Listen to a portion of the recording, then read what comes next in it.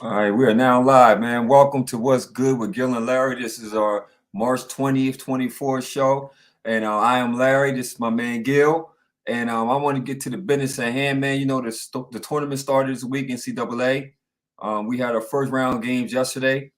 The biggest news of the game of the day was the Virginia playing Colorado State. And the biggest thing about that thing was, does that style still work?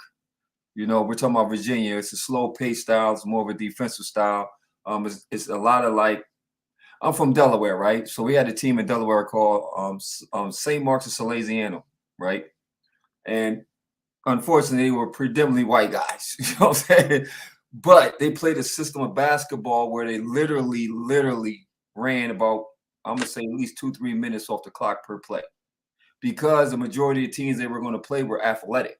You know what I mean? So they knew they couldn't run up and down with the teams. So what they would do, they'll slow it down. So you already knew playing these two teams that you had to play their pace. You had to be patient. They're going to play a zone on you. So you had to really be patient with your offense, because you're not going to get a lot of opportunities for fast breaks. You know what I mean? So it was a disciplined game. I understand that's what Tony Bennett had brought to Virginia. You know, I say, you know, as you know, they went to they went deep in the finals, went deep in the 21 year. Then unfortunately were the bad side of a one fall into a 16. You know, also right. But yesterday was just terrible, man. It was terrible. It was terrible, man. They got beat by 25 by Colorado State. No slight to Colorado State, because Colorado State was a ranked team this year. So it wasn't like they lost to a bum team. Obviously, they made the tournament as a 10 seed. So they're not a bad team, you know. But just that style of play, I don't know if it's conducive enough for, especially the way the ball is moving now with the Steph Currys and the offense is opening up. We're not going to that traditional thing anymore, Gil. So sometimes you got to make an adjustment. If you want to keep your job, you know, I think you kind of got to make an adjustment. You can still be defensive minded, but you got to get an offense working. 14 minutes without a ball hitting into the room, that's beyond pathetic. Okay, that's beyond pathetic. That's anemic. That's almost dead. You might as well pull the plug. Which, as you've seen, he lost by 25. So, what's your opinions on that? That system, does it work? Can it work? Maybe they were just cold. I don't know, but what's your perspective on that particular game? Well, I mean, it's pretty obvious that they were not tournament ready. I don't think they had the quality to get into the tournament. I think they were given a voucher just over the fact that they won the tournament a few years ago. Mm-hmm. But it annoys me because there's no rhyme or reason. The NCAA does this every year. They put in teams and match them up, and you're scratching your head like, who figured this out? And then teams get left out that we all believe should have got in. I mean, just look at the Big East, how they got the shaft this year. So, I mean, outside of the obvious that you had to put in, no St. John's. No St. John's. No Seton Hall. I mean, come on, man. It was pretty erratic. And I just wonder who puts these tournaments together, because they don't have any former coaches or former players on this committee. And how many times do you have to complain about the same thing before you make a change? I mean, if viewership starts to go down and they start losing money that way, and money with sponsors, maybe that'll get their attention, because I feel like we're saying this every single year. At least other, like the NFL, who gets things wrong, they make changes every offseason to try and get it right. I don't see what the NCAA brings on the hatred right onto themselves. Oh man, you know what? I don't blame Virginia, because Virginia shouldn't have been there. They shouldn't have been there. Turn it down? No, they shouldn't have been there. They shouldn't have been there. If you stack the resumes, right? And I don't know if it's because of ACC, they deemed them to be a strong conference, which I don't know how, because you still had UConn, Marquette. Yeah, teams like Villanova fell off. But like you said, Seton Hall, St. John's put a good standing out all year. And I thought they played valuable. They played strong competition, as well as the ACC, right? But you let them in. Once again, man, I get tired of the templates, man. Like, I get tired of the templates, man. You know what I mean? We're in 2024, right? It's like going to school to me, right? You're still teaching out a 1950 curriculum, all right?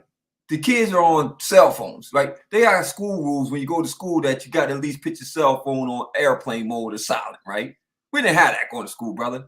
It's revealing our age. We just didn't have that, right? So what I'm saying is basically you have to make it adaptations for the new age. We're going to the AI age. We can't keep letting these old policies and principles dictate how the sport is going. You know what I mean? You got to make adjustments, man, because like you said, I don't know who's on this board. I don't know if it's chancellors. I don't know who is on this board, right? But it's definitely couldn't be coaches. It can't be coaches. You know, you have an impartial board, coaches from every conference. You know what I'm saying? That way it's impartial. It's not like I'm going to pick my team. I'm going to look at your resume, stack it up, and see who's worthy to be in there. And like you said, I don't know who's making this criteria up. But yeah, I mean, I know that coaches and former players are not in there. I know that. So you got people in there that aren't basketball people that are using numbers, and you can manipulate numbers to however you want. Look at politics. Look at how CNN sees a presidential or some kind of politician, pre voting, how they got numbers going for them and their liberal candidate. And then you got Fox where they flip it and they turn their conservative candidate where they got the numbers. So, you can manipulate numbers. Everybody says, well, I got the numbers and the numbers are the facts. Well, you got numbers, but how did you manipulate it to make it work in your favor? And I don't think it's just a coincidence that I believe the Big East only had 3 teams get in. Yeah, 3. I don't. That's gross. Yeah, that's disgusting. And then you got Virginia playing yesterday. I mean, they need to have a figurehead that explains this, because we're just kind of left out there to make our own assumptions, and the assumption is they don't know what they're doing. Mm-hmm. They're looking at numbers that coaches and players and fans don't look at, and that's how they're setting it up. And there's always a few teams that are left out in the dark, and they can say all they want. Oh, we expanded the tournament. You still didn't get it right.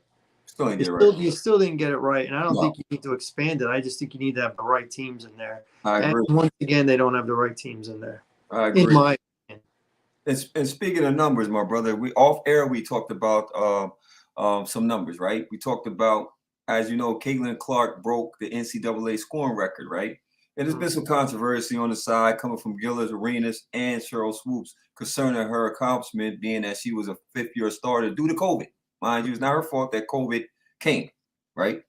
And Mac, you said, man, you spoke about it earlier off air. And what's your opinions on that particular? Is a record valid because he's a 5th-year, invalid because he's a 5th-year senior, or should we acknowledge and honor that accomplishment that she accomplished? What's your particular views on that? Well, rules are the rules, and she was eligible to play. So whether it was 5 years, 10 years, however long, she broke the record legitimately, yes. Because she didn't do it in the timeline that other people want. The record is the record. We don't say when Roger Maris broke Babe Ruth's home run record, and it took him more games to do it because they expanded the regular season. Mm-hmm. It was still the record. It was still the record. It happens. Listen, if another team in the NFL goes undefeated, they would have to go 20-0. Indeed, 20-0. 20-0. Yes. Right. Yes. To go undefeated. Well, yes.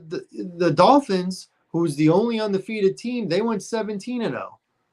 So are we going to say, well, the 20-0 shouldn't, really count because, they got more games? Or should flip it and say the 20-0 is better than the 17-0 because they only had 17 games? Listen, games evolve, schedules evolve. You play more games, you had less games. If you go undefeated, you're in the same club. If you break the scoring record, she didn't just break Kelsey Plum's record, but she broke Pistol Pete Maravich's record. Yes. Okay.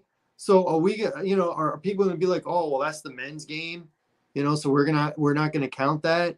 Plus, she was a fifth-year senior, so we're not going to count that against Kelsey Plum. Listen, man, she broke the record. She broke the record. Nobody told her, listen, you play an extra year. It doesn't count against the men, and it doesn't count against anybody that's only played 4 years. That's not the criteria, and it comes across with Cheryl Swoops and Gilbert Arenas like sour grapes. Like, as soon as somebody accomplishes something and breaks a record, let me talk negative about it right away. Who does that sound like to you? Because I know who that sounds like to me. Oh man, you already know who that sound like to me, man. Mr. Cowboy hate LeBron James. Skippy. It sound like Skippy, man. I ain't talking about peanut butter, man. Mm-hmm. Yeah. Yeah. Just like that guy. And we bury him. We're like, LeBron James breaks another record, and Skip, within 15 minutes is already posting on X, formerly Twitter, on how it took him so much longer, and Michael Jordan was on a better pace before he retired. Hey, man, nobody made Michael Jordan retire. No. Again. Okay. He decided to retire multiple times. He retired 3 times. LeBron hasn't retired yet. He's done 20. This is his 21st year. He gets credit for longevity. He gets credit for being able to break the numbers and stuff. Oh, I don't see him as a scorer. Well, you don't. But the records, and he broke it. He broke the all-time scoring record. He's in the 40,000 point club now by himself. And that's not. This isn't the time to throw a wet blanket on somebody when they achieve something. You're supposed to, this is greatness. Appreciate it. Not try and beat it down. I mean, isn't enough of society trying to do that to us already? You know what, Gil? I asked a friend of mine a question, right? I said, when you say Raven, what comes to your mind when you think of Raven? Raven? A Raven. What if you describe what does it come to your mind if I say the word Raven? What comes to your mind? Ray Lewis. Okay, Ray Lewis. Okay, you went football, right? Let's say Dove. If I say Dove, what comes to your mind? A wedding. A wedding, right? You asked me the same question. Raven. Bird. Dove. Bird. That's what I think. Basically, what I'm saying is we train our brains to always separate, always pick apart. Instead of just saying, hey man, let's acknowledge this greatness. It's a great moment.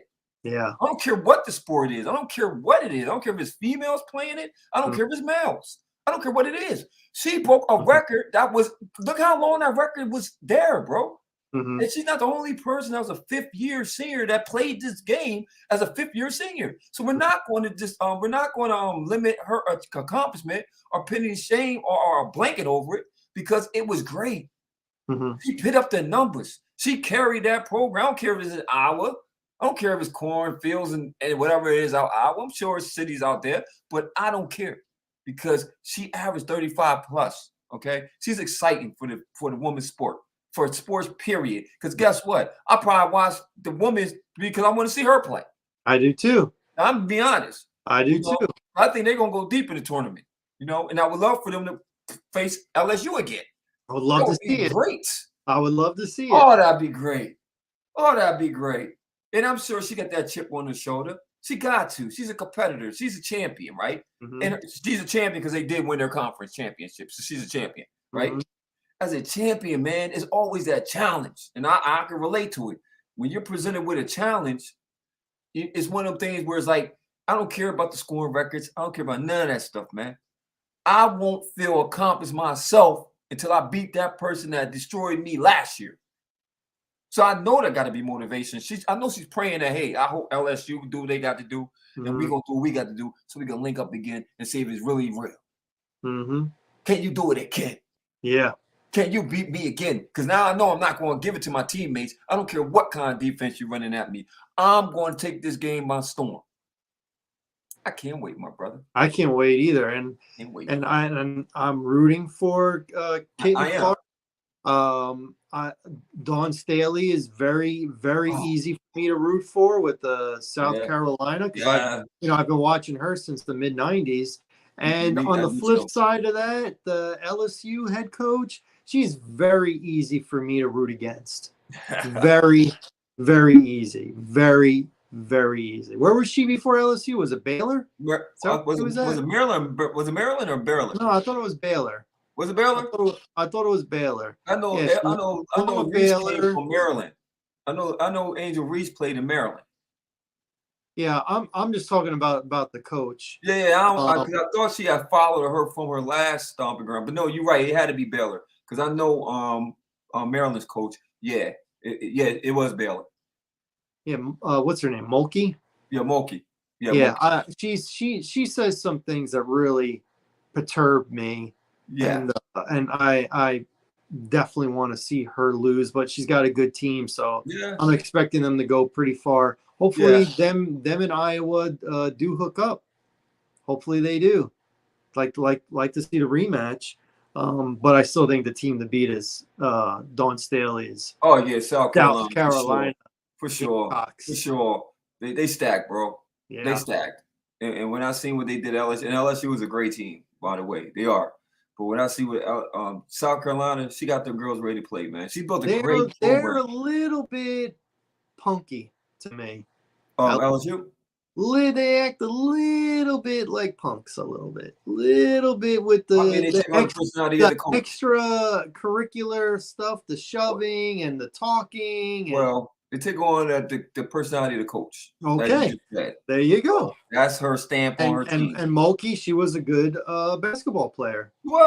She was aggressive. You know, like Staley was aggressive. I loved her tempo. Staley was really good. Oh, tempo. I remember those ads. They had Staley, Cheryl Swoops, and Lisa Leslie. Yeah. Travel across the country doing 3-on-3 pickup games against men to try and promote the WNBA. That's the truth. That's the truth. I remember 1997. That's a good memory you brought up, brother. Yeah, that's a great memory. You know, shifting our focus, right? Because we've been talking about this for, oh my goodness now, man. Weeks, months. And you know that what you talked about came to fruition, man. You said Justin Fields had to get traded because it just would not be conducive for him to be on the same. It would split the locker room if you got Caleb Williams, which, as we know, the Bears are going to go for Caleb Williams. They listen to all the chirping. They listen to everything from the sideline. You know, so what is your perspective on that trade?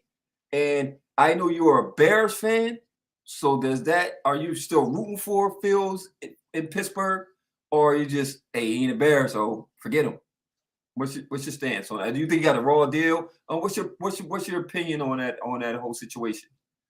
Well, I think he got a raw deal from Chicago. Chicago failed Justin Fields. They did not provide what he needed to be successful. You never got to see an opportunity to where you could see Fields at his best. We're to this point, Chicago fans don't know if they made the right decision, and they'll never know because you never gave Fields the opportunity that he really legitimately deserved. You know, he's only been in the league 3 years. He was under a lame duck coach that wanted to sit him all year until Andy Dalton got hurt and he was forced to play him. He did not want to play him. Then you get a whole new coaching staff and a new GM who's not tied to Fields. So, you know, he feels that a little bit.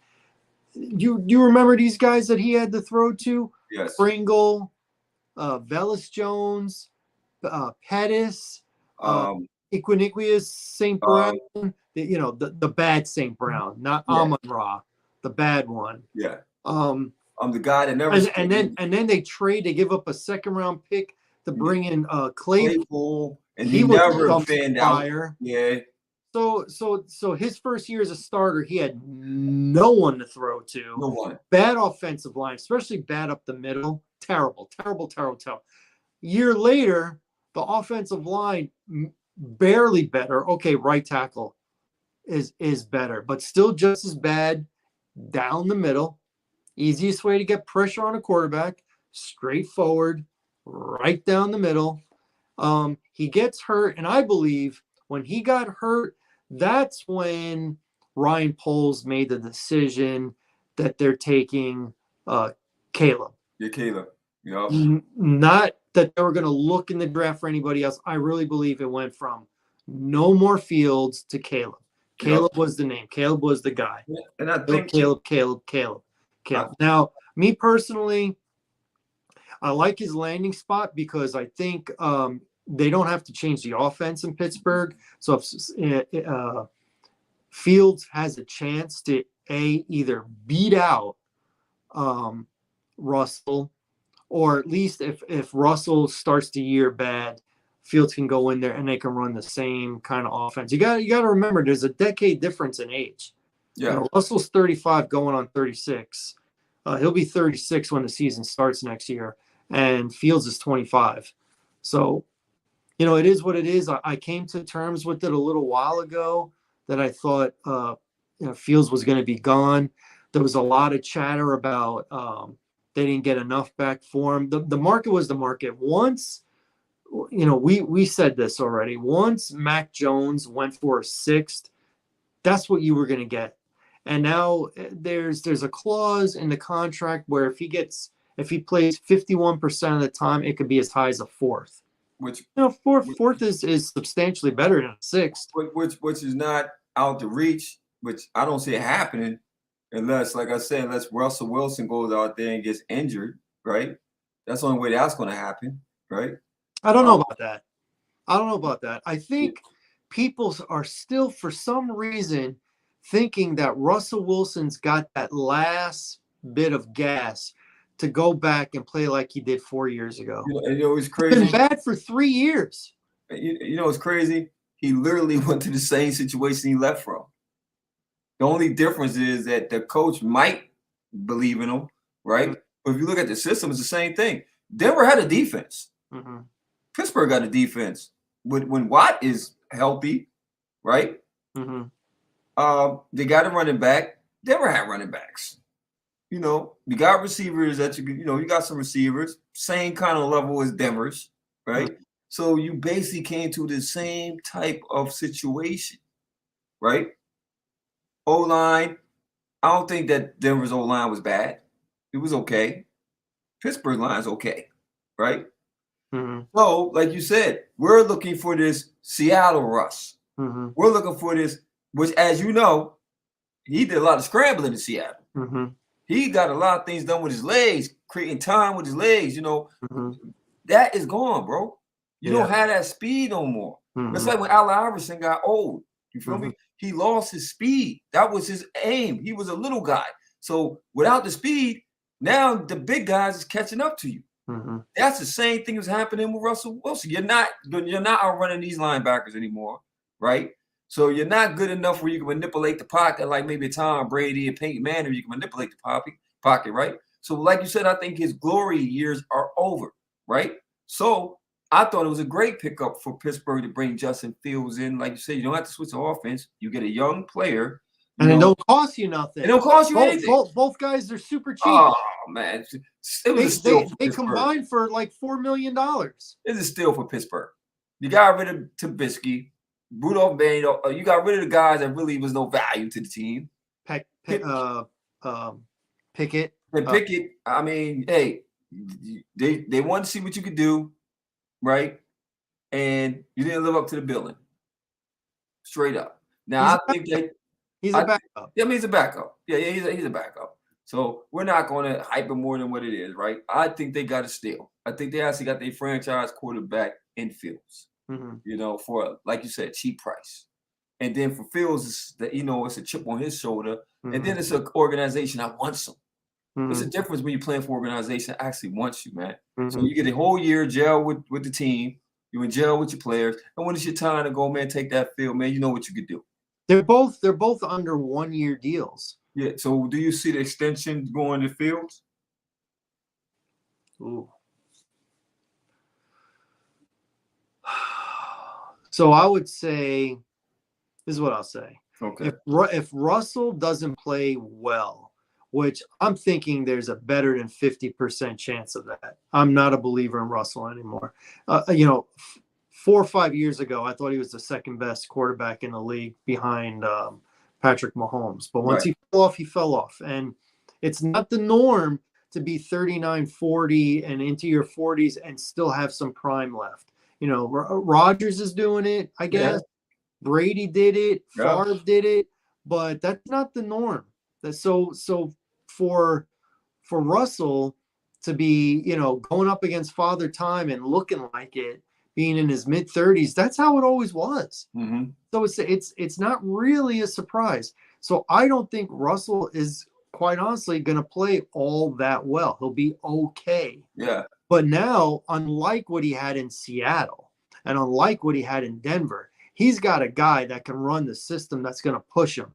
Indeed. When Russell doesn't play well, there's a guy that's, you know, they're going to be like, maybe the offense can buzz a little more with this guy, you know, a younger pair of legs, Yeah. And I a can fresher arm. You know, maybe we'll uncork him because we've seen all that we need to see with Russell, in my opinion. I think Pittsburgh's going to say the same thing. So I think if Fields gets in there and he gets to play at least half a season, hopefully a little more than half a season, so the Bears get that 4th round pick. But let's say he puts up enough good tape that they want to hold on to him. Russell, I think, is gone. You're going done. Yeah. And I think what they do is they don't pick up the 5th-year option, but instead they give Franchising. an extension. Okay. They'll do like a 3-year extension. Yes, smart. So with the signing bonus, it'll look like more money than franchising him or giving him that 5th year. You give him 3 years with the signing bonus. That's more than what he would get in one single year playing for them under the tag or the 5th-year option. But in totality, a 3-year deal, it's going to be less per year than they would have to pay if they gave him, you know, the tag or the 5th-year option. So I think most likely if Fields plays well, he gets like a 3-year deal. And I think, you know, I'm going to assume he's going to take it. If, you know, there's still musical chairs where they don't think it's Russ and they don't think it's Fields, I think they let them both go and they draft the guy. Yeah, good analysis. That's what I think. Now I got a question for you, right? Because we know that some running backs been on the move in this offseason, right? So my question to you, who has the better potential, has a better impact, even a better year? Because both these running backs are pretty much, they think, are over the hill. They're past their glory years, right? And I'm talking about Saquon going to Philly or Derrick Henry going to Baltimore. Who do you think is going to have a more successful year, and who do you think is actually going to make their team better by that pickup? Ooh. So I guess I'm going to answer it 2 ways. I'm going to cop out. If healthy, I think Saquon has the better year. Younger. I can't say he has less miles because he's got a lot of miles, but he's missed a lot of time. So I guess in comparison to Henry, he has less miles, but he is more injury prone. But I think he's more versatile because he's very good at running routes. Yeah. I think he's very much like a McCaffrey, much like a McCaffrey, more of an all-around kind of running back. And I've seen him throw for a touchdown too. I was actually at a game it was the last game that Odell Beckham played for the Giants, and Saquon threw a touchdown to Odell Beckham in that game that I went to back in 2018. And that's when the Bears were good. That was the last time the Bears were good, actually. And the Giants won that game in overtime in the rain. So I'm going to say Saquon if he's healthy. But if you're smart, you play the odds because Saquon is injured kind of often and Henry doesn't really get dinged up. So play those kind of odds just by process of elimination. You would say Henry, because I think Henry's going to play all year. Yeah. And I don't think, you know, Saquon, something's going to happen because something always happens with him. But if by chance he is healthy all year, then I think Saquon, you know, he could have a career year. I mean, this will be the best line that he'll be behind this whole year, even with them losing Jason Kelce. Yes. This will be the best quarterback he's ever played with. I mean, for me, I'm on the same level. And like you said, it's really about the and I hate it because he's in our division, obviously. I think by the pickup of Vic Fangio to that the defense is going to be better, right? Because I don't know what that other guy was doing, but thank you, because that defense was trash. It was all types of holes. Which guy? Because I it don't was. know. I don't know who the guy. Look, we went from that guy to the guy with the pistol in his ear to I don't know. You always, that guy. You right? So then I'm like, okay. Well, then you get Kellen Moore comes over, which to his credit, he is a good offensive coordinator. I don't know why it didn't work in LA with my man, you know what I'm talking about, man. Justin Herbert. I don't know why it didn't work. I know why, because the coach was bad. Staley was terrible. Was bad, and he got hurt. And he got hurt at the end of the year. That too. So I think, with Philly, with them weapons, bringing a new system, a younger offensive mind who's been proven in the league, is a dangerous combination. Then you got a running back that is a threat. You gotta respect him, right? You gotta respect Saquon Barkley. With Jalen Hurts, it's a lethal combination, man. So I could see Philly doing their thing, right? But on the flip side, man, Baltimore always ran the ball well. There's never been an issue with them. I know they've been running back by committee. So now that you got, I believe, something solid in the backfield, right? With Lamar Jackson, another year underneath that offense. So now he's going to be more comfortable in that offense. And now you got to really respect the run, because this guy back here is a problem. He's a workhorse. He's still a big guy. He's still Mr. Stiff Arm, right? With the defense. Only thing that, the only downside of them is the fact that they are in the same division or in the same conference as Kansas City, which you're going to have to beat Kansas City to get to the Super Bowl. I don't see my homeboy falling off next year, because he took a team that was, quote, in their words, not as the other teams they have had. This was a down year for them, and yet they still won the Super Bowl in a down year. So I can only imagine another year. You know what I mean? Plus, they are super motivated. When you just win the Super Bowl, your top guys are talking about doing a three-peat. Yeah. The confetti is coming down. Yeah. I mean, they are going to be on a mission. Yeah, they're going to miss because this won't be just an ordinary championship. They're trying to do something that's never been done. Indeed, and then they have the personnel to do it. Oh, they do. They got that. They didn't lose a beat. They got that quarterback. They got that tight end. They got the tight end. Coach. They got that. They locked in that defensive guy, Chris Jones. They locked him in. They got some weapons, man. So that's going to be a threat. That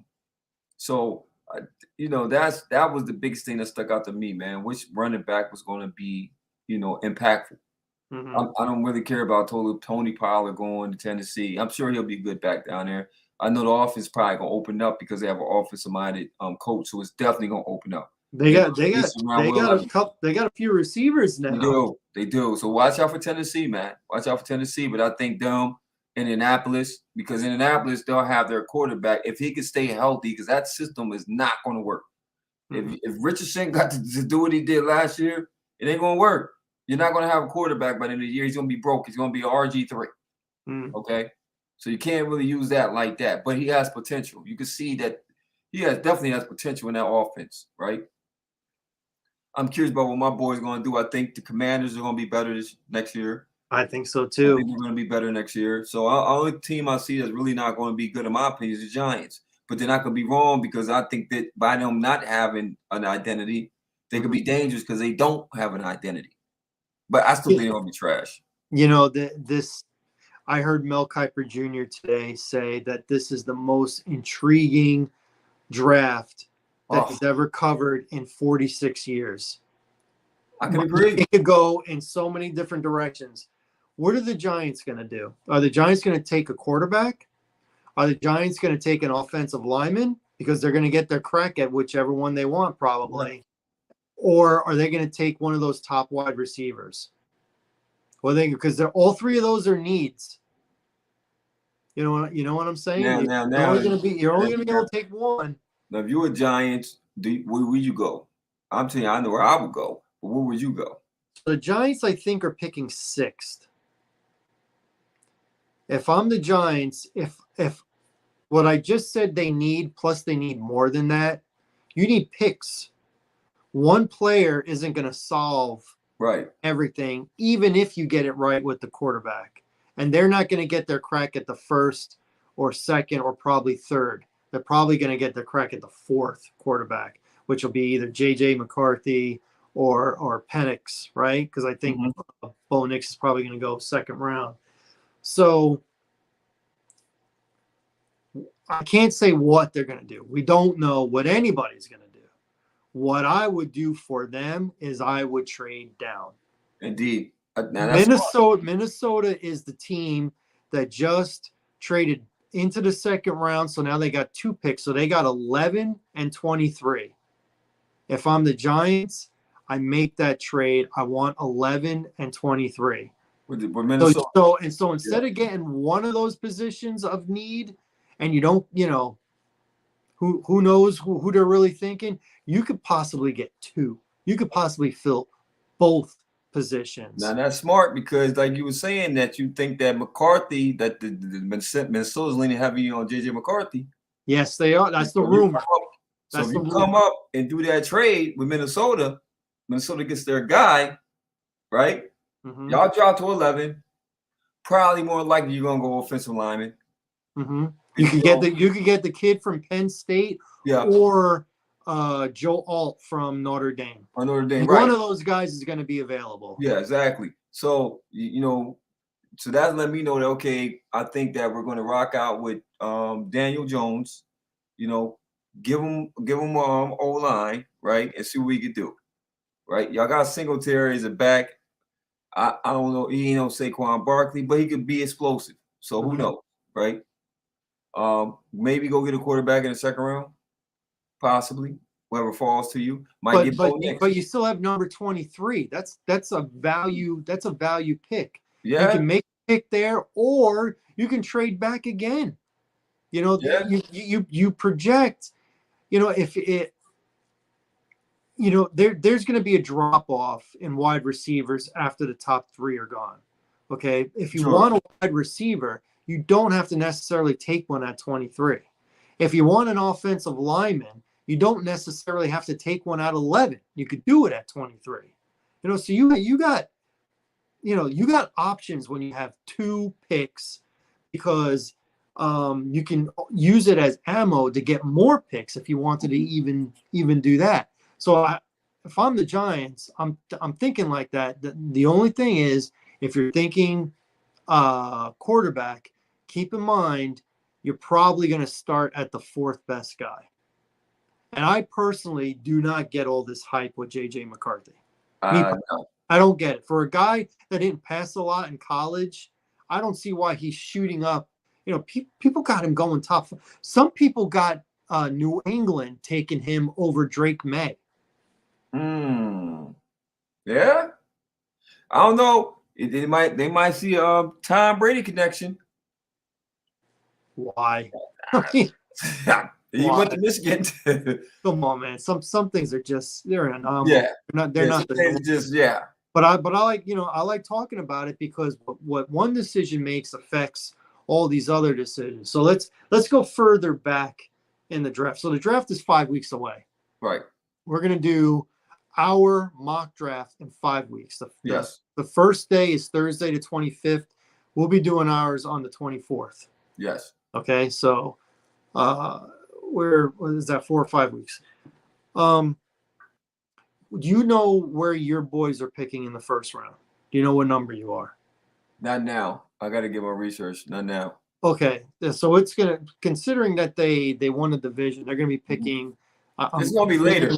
Yeah, high 20s. High 20s. Right. More likely 19, 20, something like that. Yeah. Like 26, something like that. Yeah. What do you now? Again, you don't know what they are thinking, but if you're running the team, team needs. You're figuring what's going to be left in the first round. Are you staying there? Are you going to try and move up? Try and move back to accumulate? Well, what are your team? What are 3? Let's just do 3. 3 positions of need And off the top of your head, is there a player that you're like, you know what? I wouldn't mind having this guy in the first round. I wouldn't mind having this guy in the second round. Wouldn't mind getting this guy later. I wouldn't mind moving up to get this guy. What are three positions of need? Well, we know you need running back. We need running back. We We need know you need O-lineman. We know you need you. Do you need O-line? Because I heard they're moving that guy. What's his name over to tackle now? What's his name? That was drafted 2 years ago, whatever. Man, the name is losing my brain right now. But I know you're talking about. I can't think of the name right now. Okay, so you say I know the corner. So O-line may not be priority in round one. I know we probably want a corner, a slot corner. So let's talk about some of these top corners. You got two of them from Alabama, but I think one is probably going to go top 15. You're picking after that. Yeah. Are you okay with the second guy with Kool-Aid? I like Kool-Aid. He's aggressive. He's very aggressive. Sometimes aggression works against you. Sometimes it works against you. I think Mike Zimmer, man, will get him where he need to have him though. He's great defensively, you know. Honestly, man, I could see us trading that pick. I don't see us being too aggressive, you know, because really, like you said, we could go in the second ladder rounds get a running back. It's not like you're going to get a game breaker running back in the first round, unfortunately. There's nothing for need and player to meet that where you would be like, you know what, we got to find a way to move up. We got to maybe you do need that number one cornerback instead of settling. Maybe instead of Kool-Aid, you get the other guy who's projected to go higher. You know, maybe you do need to move up 10 spots. Man, I'm trying to think when we go get him because I like our defense now. Do you need linebackers? I don't think we need linebackers. No, I don't think we need linebackers. Van Der Esch retired. I mean, he was already retired. I mean, he was done. That wasn't no huge loss. He was already done. Okay. He wasn't a factor. You know what I'm saying? So that wasn't like we lost anything in maybe a receiver. But because you lost Gallup. Yeah, we lost, but once again, he wasn't part of the offense. You know what I mean? So honestly, man, I know that corner is a great need because defensively, then we're gonna pour a lot to the defense. I don't think we're stressing too much about the offense too much. So I could see us being aggressive getting that corner, but I don't know if it's enough to say, okay, we gotta. Knowing Dallas though, man, I could see us being aggressive though. As Jerry World, I can see Jerry World. I don't see him trading that pick off. What about? So I hear where he's projected to go, probably second half of the first round. So that means below 16. You might have to still move up for this guy though a little bit. What about Chop Robinson? Help out your D line, dude from Penn State. Man, along with Micah and Lawrence. Man, pressure. Because you got to think now, Micah is going into his fourth year. He's gonna be expensive after this year. Yeah. So you got to have security just in case things don't work out financially to keep him around. You always got to think like that. You always got to be able to say, hey, listen, man, we'd love to have you, but we got guys. You know, Jerry needs leverage in a negotiating room. And if he doesn't have anyone to replace Micah, which he probably won't anyway, but he's got to be able to go in there into the negotiating room and say, listen, you know, we just drafted this guy. He's pretty good. We're about to unleash him. You know, he's going to get a lot more of those snaps that you're not going to be getting if you're not here.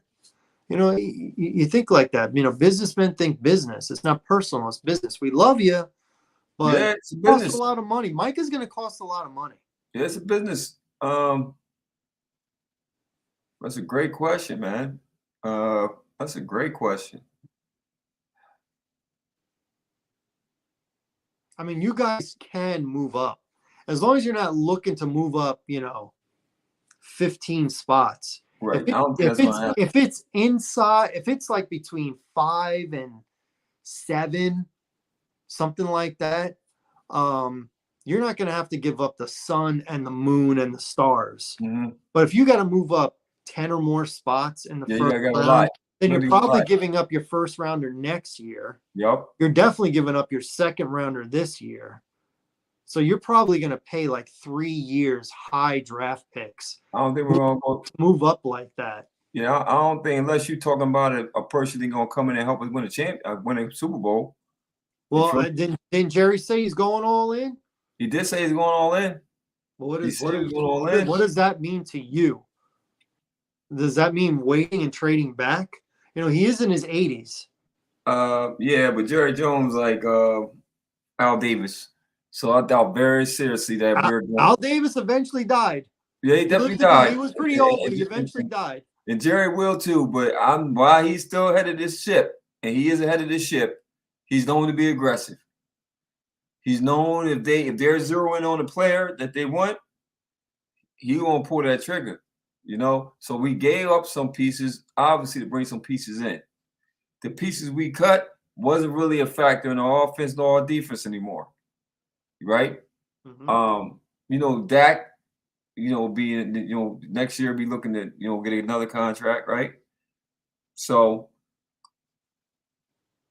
it wasn't the offense that got us done. It was the defense. So that's why I could see him pulling the trigger and go getting that defense sold up.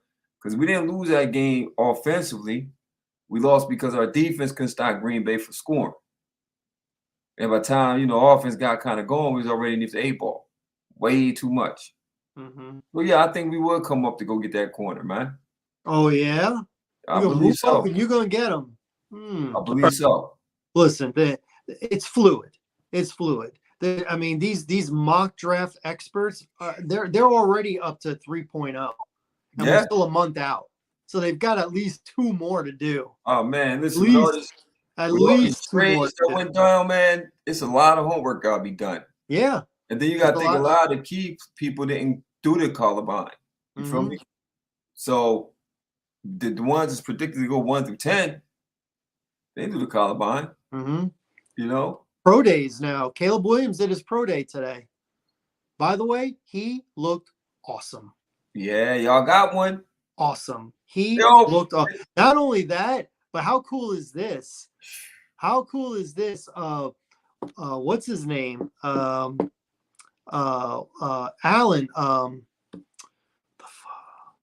The receiver the Bears just got. Keenan Allen. Keenan Allen was there dressed in Bears gear watching the pro day. And he was and when Caleb was done, they were dabbing it up. Oh man, they already look. I wouldn't be surprised. I wouldn't be surprised if them brothers linked up just to get the time. Just get the timing. Let's work together. Once he officially gets drafted, I would not be surprised if they link up, especially if he already coming to his pro day. I wouldn't be surprised they both come to this new team, that they work together so they can have the time and stuff to fill each other out. I would not be surprised, brother. They're both LA guys. Both LA guys. Yup. So as a Bears fan, I would actually, like I said, I like the moves y'all been making.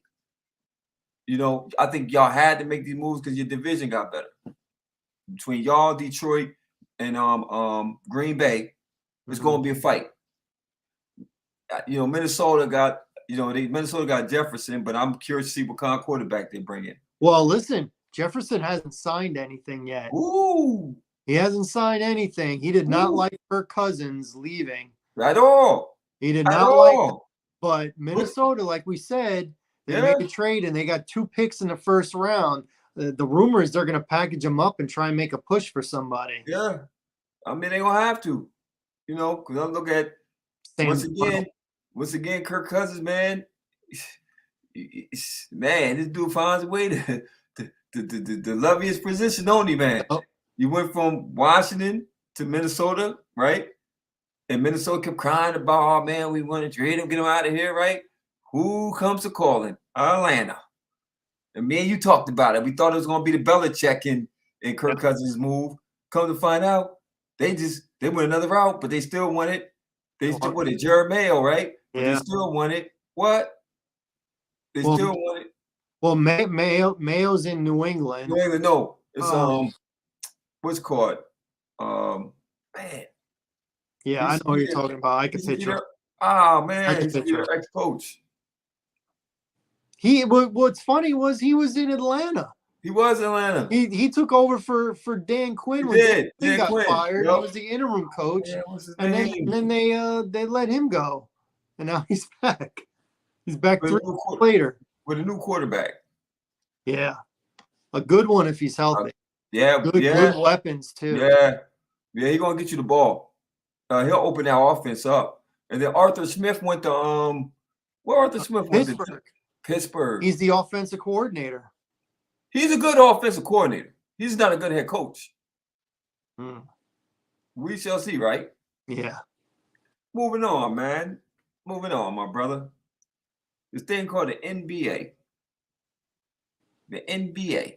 The association. The association, right? You know it's getting interesting, man. It's getting very interesting, man. We about to hit the playoffs soon, brother. Soon.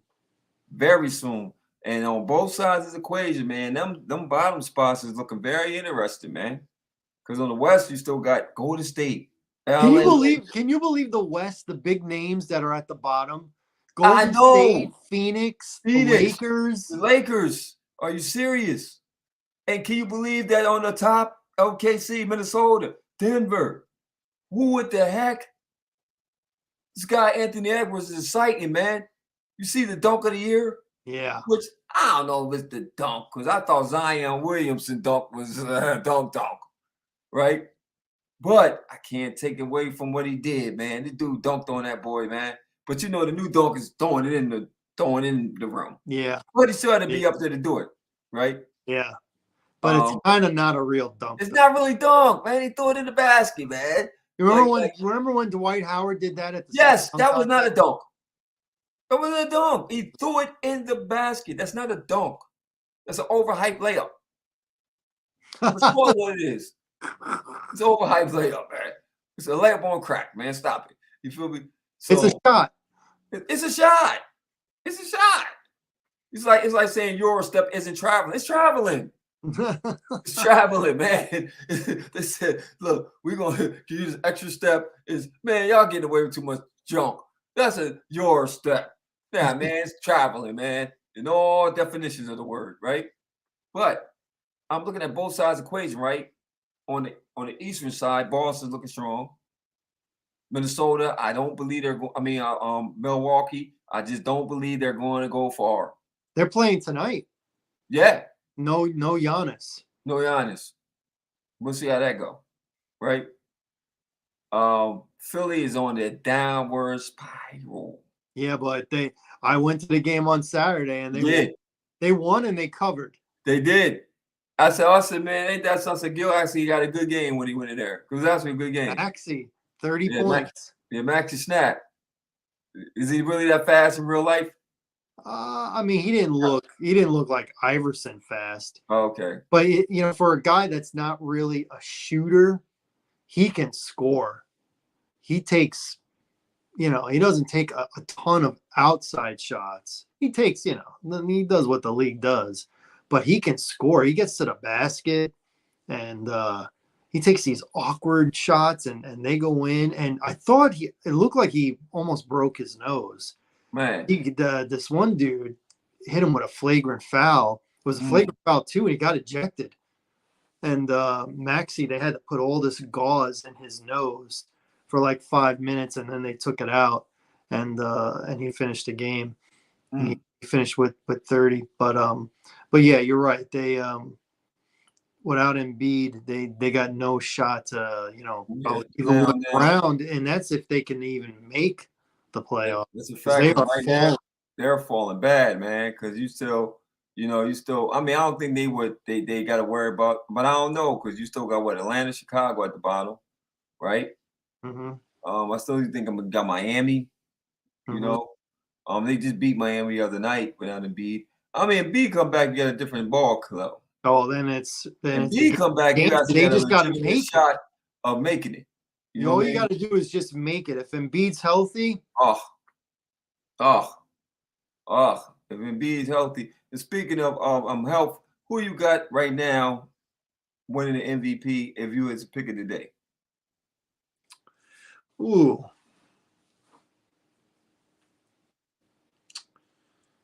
man, I like homeboy from OKC. Yeah, you're shy. You're shy. Yeah, To me, it's between two people, man. At this point, it's between Shy and Joker. yeah, but I I think know they probably put Luka in that category too. Even though I wouldn't give it to Luka, but me personally, I think that Shy to me is my favorite right now to win it. yeah, And then like I said before, I think Joker is just he's so valuable to his team, man. Like he's really valuable to his team, man.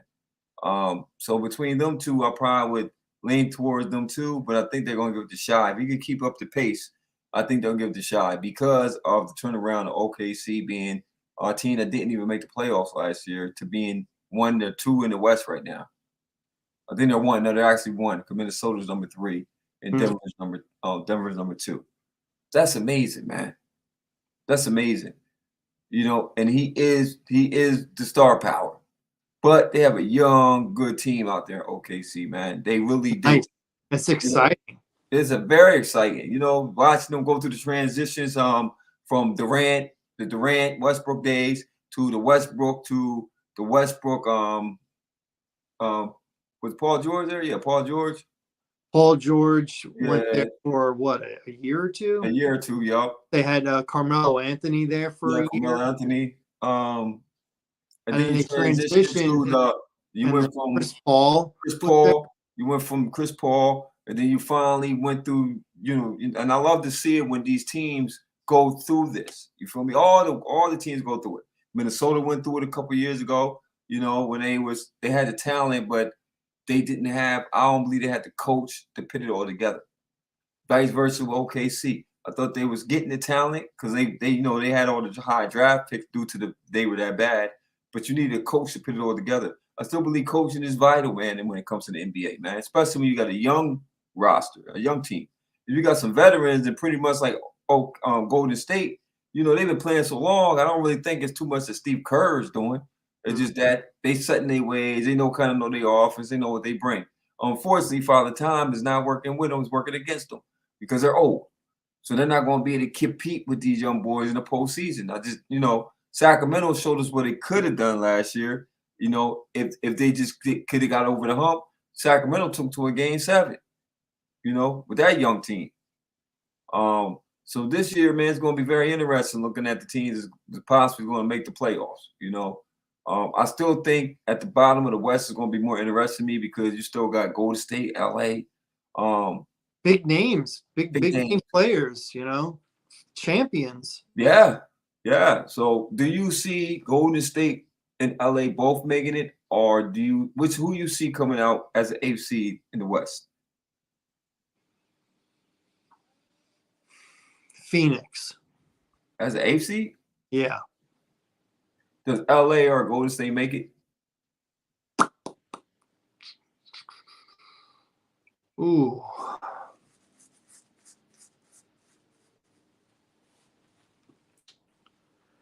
I'm gonna say LA makes it. Mm, I was saying the same thing. I said LA got more of an upside, You especially know, when I heard a couple days ago, I heard Paul Pierce say that he thinks at this stage of the Lakers that LeBron James, despite how amazing he still is actually hurting the team more than helping them with I his agree. you do agree with I that. do agree with him. Um, I I wasn't always really said sure. I'm not paying attention enough, but I hear that LeBron really handles the ball a lot. he does. He does. And I And the think that team needs to learn to not depend on a 39-year-old guy. right, right. Once again, I said that the key to that team is the younger players. You know, and I believe because LeBron is LeBron is that, you know, because how you gonna tell LeBron not to be, because you know he has a basketball mind, he's like a coach on the floor, right? But Mm-hmm. I think that you got to play more into D'Angelo Russell. You got to play more into definitely AD. But we can't force AD to step up because AD is so cool with being a role player that he's not trying to be the main player. He And doesn't we have. don't need you. He It's doesn't his have. mental. He's soft. He's Yeah. soft. He's soft, man. So He's there's no way he's in heck that comfortable with he's being. comfortable with letting the old head handle the offense and he plays his role. We don't need you to play your role. Especially if I'm LeBron, I'm like, listen, man, the only way we're gonna get to the chip, man, we gotta play through you. You gotta get big down here, man. Mm-hmm. That would be my message if I was him to him. Like, look, man, I could do what I could do, and I compliment you. I'll play off of you. I think it'll be better if I play off of you, but the offense gotta go through you first. But you gotta get big down here, man. You gotta make your presence known. They can't stop you if you play big. It's been known. But all this, I don't set the pick, then we roll out, try to hit the three, might get a little swat here and there. Nah, man, we don't need that. We need you to be like, I ain't gonna say you Shaq, but we need that type of mentality. We need that type of mentality. Mm-hmm. You know what I'm saying? We need somebody that's gonna be aggressive and say, you can't do nothing with me in this paint. I'm going to work. 100%. I don't trip over you making that little 12-footer. I'm not tripping on that. But for you to step out there and let the defense off the hook by popping all these threes and you know what I mean? Mm-hmm. No. So once again, I think that yes, the offense gets stale running through LeBron. I think it's oh my goodness. It was I say like the James Harden effect in Houston. The offense was stale because he's doing one-on-one Euro ball, Yeah. one-on-one ball, and the offense ain't no fluidity. Same with Carmelo when we had him in New York. No fluidity. And speaking of New York, Jalen Brunson, oh my goodness. I'm He is. sorry. I'm He's sorry. He's killing going out of control. Oh, thank you. I'm a Knicks fan, and I'm it. telling you, oh my goodness, man. I did not see that coming. No one did. No, you couldn't know. I seen the potential because he did carry Dallas when Luka went down. But for him to come into New York and live up to his contract, which is even more better, I think he deserves more money, to be honest. But now I mean, it seems like he's being underpaid. I mean, he does, man. Because this guy, man, oh my goodness, man. The Villanova boys, man. I'm loving it, man. I'm loving it, man. They got us at the 4th spot right now. So it's gonna be a battle between us and I believe who's the 5th seed, because you got Milwaukee 3rd, 4th, Cleveland. No, Cleveland actually is the 3rd seed. Cleveland's the 3rd seed. Because you got Boston. It might either Milwaukee, Cleveland, New York, and who else is good, Gil? Indiana? Orlando. It's either Orlando. It might be Orlando. It is Orlando. Yep, because I think Indiana's the 6th seed. Yep. That'd be an interesting series. You got a young team. I like us coming out, though. I like us coming out. And then we come out as a 4th seed. We'll be playing the 1 seed. So the 1 seed will be Boston. Let's go. It'll be a hell of a series. Hell of a series. We're not intimidated by Boston. No, so it's a hell of a series. Mm-hmm. Hell of a series. I can see it's taking them 7 all day long. All day long. Now they might get us because Boston's a heck of a place to play. You know, they can't be beat as you see Miami did it. You know what I mean? But I like our chances. But let's just say Boston comes out. I could see what Milwaukee end up playing either Cleveland. Philly or Indiana. Oh, in the first round? Yeah, first round, Philly or Philly or Indiana. Yes, because though Boston ended up playing the first round, Boston ended up playing the AC, which would be it ain't gonna be Chicago, it might be Atlanta. Atlanta might come out as the AC. Ugh. Yeah, so yeah, Boston run through Atlanta. And then Philly ended up playing Milwaukee. I don't see Philly beating Milwaukee without Embiid. But if they get Embiid, and they get Embiid, you and some. I like Philly. If they get Embiid, I like Philly. If Philly get beat down, they'll be the 2nd seed, so they end up playing. They'll play the 3rd seed, which will be Cleveland. They could beat Cleveland too. They could beat Cleveland. So They can make it possibly, to hold the up, Eastern Conference. possibly if you get Embiid back, you could possibly either looking at New York, Philly for the chip for the East, or you see a Boston in Philly. Philly could go. Embiid's never made it to the Eastern Conference He final. hasn't. He hasn't. So I think by him, the way the team is playing now, if they keep doing what they're doing with Embiid back, they could possibly go this year. If not, I see Boston there. They're gonna Right? have to get him back soon, though. Yeah, because on the West Coast, how you see it panning out? Because I see what you got. Denver. Yeah, Denver. Denver, Yeah, Denver. Yeah, Denver. Because you figure the first or OKC might possibly playing LA the first round. Yeah, and that's not a LA, good. it's not a good matchup. LA could beat them. They could beat them. They really can beat them. Then you got what? Denver. No, it'll be it'll be Denver. Because Denver the second seed. So Denver will possibly playing a team like Dallas.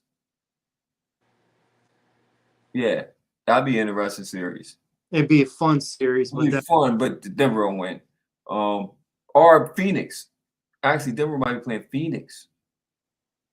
they'll beat Phoenix. They'll beat Phoenix. Phoenix ain't got a bench, right? Then you got Minnesota against Dallas. Ain't got point guard either. Now, can you see Dallas beat Minnesota? No. Me either. And then you got the fourth and fifth, what it would be Sacramento and New Orleans. I like New Orleans. I want to say New Orleans, but I feel like You think Sacramento's the two stars in Sacramento, they are ascending with Fox and Sabonis? with Fox and Sabonis, yeah. You don't think that Zion with Ingram and McCollum? I don't trust Zion for nothing. I agree. For nothing, I don't trust him. I agree. He could get hurt. He'll probably get injured first round. Or he might show up late because he didn't leave the buffet quick enough. That dude. Yeah. I mean, he's going to eat himself right out of the league. So you got Sac do come out of that first round. So Sac gonna be playing. They could possibly be playing the LA. The Clippers. Oh, I forgot the Clippers. You know what? It's the Clippers will be playing because the Clippers are what, the fourth seed? Yeah. Pelicans are the fifth. So it'll be Clippers and the Pelicans playing each other. I picked the Clippers on that one. Yeah, I picked the Clippers too. So you got the Clippers going against OKC first round or possibly LA matchup. If it's a healthy Clippers, I like the Clippers advancing. I think if a healthy Clippers, only Denver's better. That's it. So I could see Denver because Denver gonna have to end up playing Minnesota. I think a healthy Clippers could beat the Celtics. I do too. With Kawhi, the focal. Mm-hmm. You got a lot. You got a lot of Hall of Famers, and this is their They got a deep bench. Their last shot. Mm-hmm. So, yeah, man. Yeah, this could possibly be an LA Clipper year, man. They have a champion on their team. He knows how to carry a team. We've seen it in Toronto. He could carry a team. You know what I mean? With Paul George as a compliment to him. Then you got James Harden. They could be dangerous. Clippers could be dangerous, man. So you're right. But I still think Denver is just too deep. Denver. Until they're eliminated, Denver. Yeah. So it could be a double. We think a repeat. Or I think I'm leaning towards a repeat. Yeah. Now if they play Philly, you think Philly could beat them? Win Embiid? Well, now it'd be interesting, right? If now that's really pie in the sky. We don't even know if Embiid's coming back.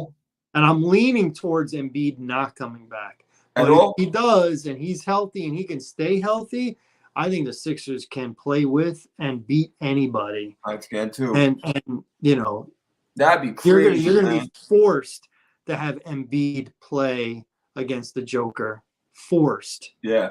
To do it. So listen, I'm still gonna pick Denver, but Denver. Denver. Denver. They got the best 1-2 punch in the league.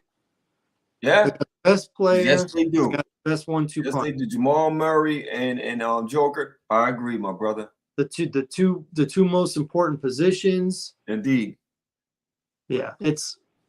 I mean, you know, Oh, anything. my brother. Before we Obviously, take Raw, right? Mhm. Before we go out, I wanted to mention one last thing, right? Unless you got something else you want to bring up too. We got a fight going on soon. Devin Haney, King Ryan. Garcia. King Ryan, right? I know I told you my opinion on this fight. Right? Self-proclaimed king, by the way. And self-proclaimed King, right? But we also got another fight with Mike Tyson fighting Jake Paul, right? On Netflix. On Netflix. Which fight are you looking forward to seeing more? Devin Haney or old behind Mike Tyson fighting Jake Paul? And what kind of the Mike Tyson fight and the Jake Paul fight is going to be free for me, and I'm probably not going to watch it. The other fight is the one I want to see. Now, I can't say that I'm going to see it because I think it's pay-per-view. Yeah. And I don't know how that's going to work out for me. But at some point on YouTube or whatever, I'll get highlights. Oh, no, I got you, man. I'm going to tell you how to watch the fight. But this is easy. I want to see the two really good young lions. Yeah. Versus washed up Mike Tyson. Yeah, I don't want to see him like that. Yeah. And a YouTuber who I think we know what he is. Yeah, he's a YouTuber. And I think people think we're going, I see all the YouTube videos of Mike Tyson training and everything. It's gonna be like when he fought Roy Jones. Yeah, it just was a joke. It was a joke. I think Tyson, if he gets in shape, he can give you 2 rounds. Yeah. So if he could take that boy on 2 rounds, which by the way, the boxing community needs, because they can't afford to have Jake Paul not. I don't care if Mike that ain't happening. Got a pulse. Nah, they're not. He's not knocking out Mike. Yeah, he's not knocking out Mike Tyson.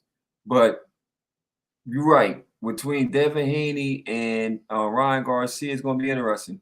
Now, since as Garcia said, he doesn't have to worry about the water restrictions and he got to beef up, excuses, right? I just think that Devin Haney is at the top of his game and still climbing, right? Mm-hmm. Because he's a technician. Mm-hmm. I don't think he gets enough credit for what he does. He really doesn't. They say, "Oh man, he lost to Lomachenko." I don't think so. I don't think he lost to Lomachenko. I mean, that's Lomachenko. I mean, are you kidding me? Right. Right. A controversial decision against Lomachenko, and we're gonna hold that against him. Exactly. That should boost them up even more. That should boost, right? You had a debatable decision against Lomachenko, who was pound for pound the best fighter prior to him losing to Lopez, Lopez, right? Mm-hmm. Devin Haney went to Australia, which Cambosa just caught Lopez drinking too much of the punch. He was feeling himself. He was in Hollywood. He wasn't training like he was supposed to. He didn't train like he did for Lomachenko. I think he actually went to that fight not really thinking that Cambosis had a shot of even fighting with him. So I think he really slept on his opponent. Okay. Anyway, Devin Haney went down twice and beat this man conventionally, right? He just got them coming up in weight, right? Be the guy who said that, man, my power. Well, guess what? I watched that fight, and guess who had the power? It wasn't the guy that said who had the power. It was Devin Haney. Mm-hmm. He was sharp. His dad got him ready to go, man. And once again, I think that since one guy tastes defeat, the other guy don't know what that is. I think the guy that tastes defeat is been overrated. I think he's great on YouTube for punching people with the heavy bag suit, But when it comes to fighting, I've never been convinced. Man. I think he has a weak chin. I think his technique is terrible. And I don't care if he's practicing with Derek James. We've seen what happened with Derek James when it came to Spence. We've seen what happened with Charlo and them boys. You feel me? He is not the coach that everybody is he was feeling himself, right? When they were all winning, right? And he was talking about Terrence Crawford's and them coach, because he said, oh man, they got a whole coaching staff. It's only me. Well, dummy, if you were smart, you'd get somebody to come help you. I'm just saying. That's not what you say. Sound an excuse, right? Man. Excuses. Instead of saying, you know what, I had a game plan that I now see There you as go. faulty, and I now know what it's like going against a really good boxer when I get caught, and I'm going to learn from it. But talking about the weight cut. The weight. And who was in my corner and stuff like that. You were making these excuses before the fight. Yeah. So don't make them after the fact when you lose. I hate that. I hate that. I was not convinced. It was like watching Rolly Romero at the news conferences. You know, it's like you're trying too hard, man. Then I went through mental health issues and I found God and, all this other stuff. No disrespect for the people that got God in life. You know what I'm saying? You know that. But I'm just saying, stop making excuses, man. Stop it. I believe that David Haney's going to expose him again. I don't know what he does well. It was speed at one point, but I think good defense trumps speed. One thing I know about Devin Haney, he's technical. He is technical. He's like fighting Floyd. Not to that level, because Floyd was definitely not on that level. But, I mean, just how he controls the pace of the fight. And he makes you fight his fight. You know what I mean? So, for him, it's an upside. It's definitely an upside to him. But I don't think Ryan Garcia is going to – it'll probably go over it'll go to a decision. I don't see him getting knocked out because I don't think that Devin Haney's power doesn't translate to a knockout. I just think he'll do enough on the scorecard to win. Could possibly he get knocked out? Possibly, but I don't see it happening. But well, we're in agreement with we both think Devin Haney's going to win. Right. I'm going to say Haney does knock him out. Do you? I'm going to say he does. Wow, that's bold. I'm going to say he does. I don't like – I heard Garcia talk. I heard him make excuses. There's just nothing that convinces me that he's going to turn this thing around. I think it's going to be more of the same. I think when he's in deep waters and he's losing in the fight, sometimes these guys, they mentally, and they'll never admit it, and they don't know, and it's not a conscious thing, but they look for a way out. They do. They look for when they're losing, it's like there's a point in a fight. You know what they say about fighting? You don't play fighting. It's not a game. You don't play it. Right. So there comes a point when the fighter who's losing, he realizes at that moment he's not going to win. Now he's just trying to survive. Mm-hmm. Just trying to survive. And sometimes that really messes with you, and you're like, I want out. I want to regroup. I don't want to keep taking punishment on a fight that I'm losing and I'm on pace to lose anyway. Do you think he goes on a knee or he takes it on a chair? I think it's like a TKO. Oh man. Like it's like a TKO. Like he goes down. Like he'll go down. He'll go on his tushy, fall on his tushy, and then he'll be in the corner and he's not defending himself great. And then you see the referee get in between them and wave the hand. That's how I see it. Wow. If he goes out that route, I see it like round 10, round 11, something like that. If he goes out that route, I hope he made great investments. You know what I'm saying? Because his career is over. Well, these guys make real money. Like one fight, one title fight. Yeah. They make generational money in one fight. So as long as you're not spending it like it's going out of style, he'll be okay. But I don't see him winning. I don't see him winning. And now if I'm wrong, he's got to win like the first 3 or 4 rounds. Which I don't see happening. I don't see it happening at all. I don't see it happening. I don't see it happening at all. I don't see Devin Haney coming to that fight not disciplined. Right. He's a disciplined fighter. I don't see him from behind. I think he's going to be a front runner and dictate the pace the whole fight. Me too. The whole fight. I think he wins 3 out of the first 4 rounds. Yep. I mean, he probably lose. He could lose a couple in the middle. But I Yeah, think he'll that lose for it the most part, because he'll probably take them off. yeah, He'll probably take off rounds 7 and 8 so he can make the push in 9, 10, 11, yeah, 12. yeah. Well, That's it. that's it, my That's man. it. So I guess that's our show for today. I want to thank all the viewers and listeners for tuning in to the What's Good with Gil and Larry podcast. From my main man, Larry Loper, I'm Gil Larry telling everybody have a great weekend. We'll try and catch you again next Wednesday, and maybe we'll do a top 10 mock draft. Larry's top 10, my top 10. It's fluid. It's fluid. It's fluid. Instead of doing 32 where we're taking alternating picks like we're going to do on our mock draft special, he'll have his top 10, I'll have my top 10, and trades are allowed. You don't have to do it, but trades are allowed. So if you want to catch our first top 10 mock draft of the 2024 NFL draft, tune in next week. For Larry Loper, I'm Gil Larry saying deuces, y'all.